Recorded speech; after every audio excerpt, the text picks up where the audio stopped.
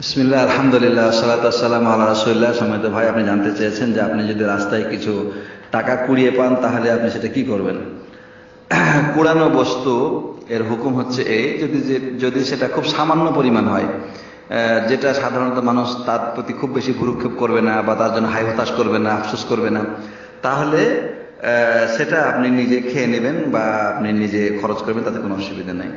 যেমন আল্লাহ নবী সাল্লাল্লাহু আলাইহি সাল্লাম রাস্তায় খেজুর পড়ে থাকতে দেখে তিনি বলতেন যে এটা যদি আশঙ্কা না হতো যে সাদকার খেজুর, তাহলে আমি এটা খেয়ে নিতাম।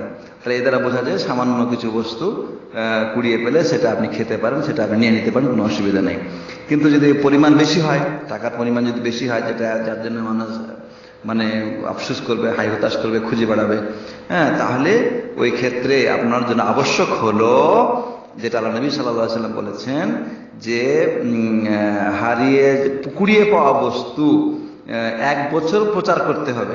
তারপরে 1 বছর পরে যদি মালিক না আসে, কেউ দাবি না করে, তাহলে সেটা আপনার হয়ে যাবে, আপনি সেটা ব্যবহার করতে পারবেন। অর্থাৎ যে জায়গাতে আপনি পেয়েছেন সে আশেপাশে আপনি নোটিশ লটকে দিবেন যে বেশ কিছু টাকা কুড়িয়ে পাওয়া গেছে, যাদের হবে তারা উপযুক্ত প্রমাণ দিয়ে নিয়ে যাবে। এইভাবে 1 বছর পর্যন্ত আপনি এই নোটিশ লটকিয়ে রাখবেন বা প্রচার চালিয়ে যাবেন।